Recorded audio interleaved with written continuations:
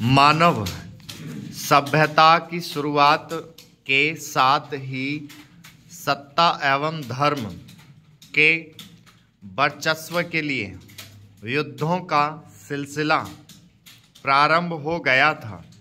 वैज्ञानिक प्रगति के साथ युद्ध की तकनीकों में परिवर्तन देखने को मिला।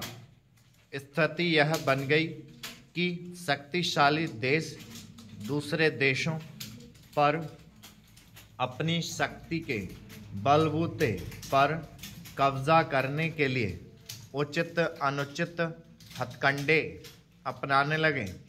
ऐसे में युद्ध का जवाब युद्ध से मिलना स्वाभाविक था। इस परिस्थिति में लगातार बढ़ती युद्ध की आशंका से दुनिया को उबारने के प्रयास के लिए एक विश्व स्तरीय संगठन की आवश्यकता महसूस की जाने लगी। इस उद्देश्य को लेकर प्रथम विश्व युद्ध की समाप्ति के बाद वर्ष 1920 में राष्ट्र संघ का गठन किया गया, किंतु इसके पास ना तो शक्ति थी और ना ही यह अपने उद्देश्यों में सफल हो सका। विश्व स्तरीय इस संगठन की सबसे बड़ी विफलता यह रही कि यह वर्ष 1939 में आरंभ हुए द्वितीय विश्व युद्ध को नहीं रोक सका।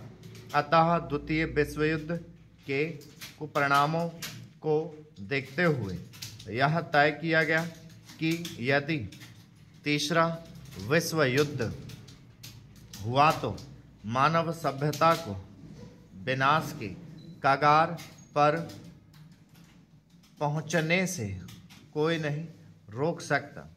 इस परिस्थिति में एक विश्वसनीय एवं सक्षम अंतर्राष्ट्रीय संगठन की आवश्यकता महसूस की गई ताकि अगले विश्व युद्ध की नौबत ही न आए। इस तरह अंतर्राष्ट्रीय कानून, अंतर्राष्ट्रीय सुरक्षा, आर्थिक विकास एवं सामाजिक निष्पक्षता में सहयोग को सरल करने जैसे उद्देश्यों को लेकर 24 अक्टूबर 1945 को संयुक्त राष्ट्र संघ की स्थापना की गई।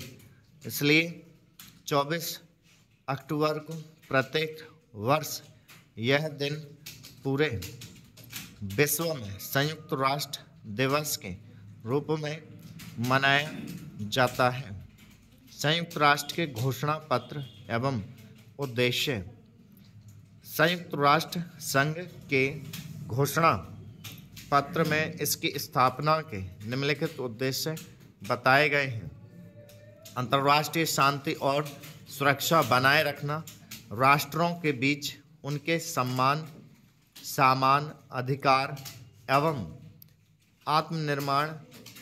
आत्मनिर्भरणीय के आधार पर मैत्रीपूर्ण संबंधों का विकास करना, आर्थिक, सामाजिक, सांस्कृतिक एवं मानव हितवादी अंतर्राष्ट्रीय समस्याओं को सुलझाने तथा मानवीय अधिकारों एवं सबके लिए मौलिक स्वाधीनता के प्रति समान भावना बढ़ाने में अंतर्राष्ट्रीय सहयोग प्राप्त करना। इन समान उद्देश्यों की प्राप्ति के लिए राज्य द्वारा किए जाने वाले कार्यों को सामान्य जश्न का केंद्र बनाना। संयुक्त राष्ट्र संघ अपने सभी सदस्य राष्ट्रों से अंतर्राष्ट्रीय सुरक्षा एवं शांति के लिए सहयोग करने की अपेक्षा रखता है। निष्कर्ष रूप में कहा जा सकता है कि मनुष्य को मनुष्य के नाते समान अधिकार प्रदान करना कराना ही इस संस्था का सिद्धांत एवं प्रमुख उद्देश्य है। प्रारंभ में संयुक्त राष्ट्र संघ में 51 सदस्य देश थे, किंतु अब इसके सदस्य देशों की संख्या 193। साउथ सूडान जुड़ने वाला नवीनतम देश हो चुकी है। इसकी सदस्यता का द्वार उन सभी शांतिप्रिय राष्ट्रों के लिए खुला है जो संघ की जिम्मेदारियों को स्वीकार करें, संघ के निर्णयानुसार इन दायित्वों को पूरा करने के योग्य एवं इसके लिए तैयार हों, जिनकी सदस्यता के लिए सुरक्षा परिषद के 5 स्थायी सदस्यों की सहमति हो, जिसे सदस्यता के लिए महासभा में 2/3 बहुमत प्राप्त हो। संयुक्त राष्ट्र संघ का मुख्यालय संयुक्त राज्य अमेरिका के न्यूयॉर्क शहर में है। वर्ष 1946 में नॉर्वे के तिरगेलेवी संयुक्त राष्ट्र संघ के प्रथम महासचिव निर्वाचित हुए थे। इस पद हेतु 5 वर्ष का कार्यकाल निर्धारित है। वर्तमान में संयुक्त राष्ट्र संघ के महासचिव पुर्तगाल के अंटोनियो गुतेरस हैं। संयुक्त राष्ट्र संघ के लिए ध्वज 20 अक्टूबर 1947 को अपनाया गया। इस ध्वज की पृष्ठभूमि हल्की नीली है तथा इसका मध्य भाग सफ़ेद है। ध्वज पर विश्व का मानचित्र अंकित है, जो उत्तरी ध्रुव की ओर से उठा हुआ दिखाई देता है। मानचित्र पर फैली हुई जैतून की शाखाओं का एक युग्म शांति के प्रतीक के रूप में अंकित है।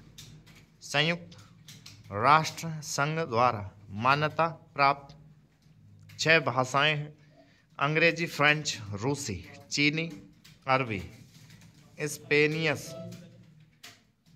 संयुक्त राष्ट्र के प्रमुख अंग एवं अन्य संस्थाएं। संयुक्त राष्ट्र संघ के 6 अंग हैं: महासभा, सुरक्षा परिषद, आर्थिक एवं सामाजिक परिषद, न्यायिक परिषद, अंतर्राष्ट्रीय न्यायालय, सचिवालय। महासभा संयुक्त राष्ट्र संघ का विमर्शी निकाय है, जिसमें इसके सभी सदस्यों का प्रतिनिधित्व रहता है। इसका अधिवेशन वर्ष में एक बार नियमित रूप से आयोजित किया जाता है। इसका मुख्यालय न्यूयॉर्क में है। सुरक्षा परिषद संयुक्त राष्ट्र संघ का एक महत्वपूर्ण अंग है। इसका मुख्यालय भी न्यूयॉर्क में है। यह एक प्रकार से कार्यपालिका का कार्य करती है।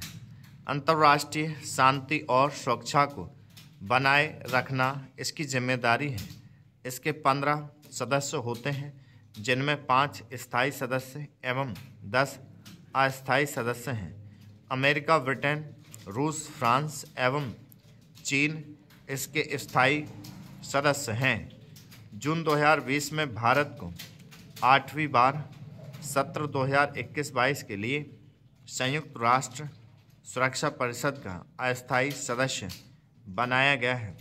अस्थायी सदस्यों का निर्वाचन महासभा द्वारा सभी सदस्यों के 2/3 बहुमत से 2 वर्षों के लिए होता है।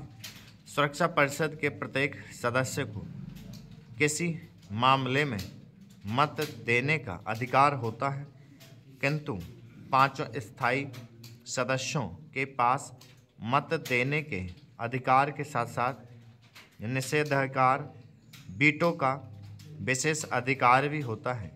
यदि कोई स्थायी सदस्य किसी निर्णय से सहमत नहीं है तो वह नकारात्मक मतदान करके अपने वीटो के अधिकार का स्टॉप लेके सब तेरी थोड़ी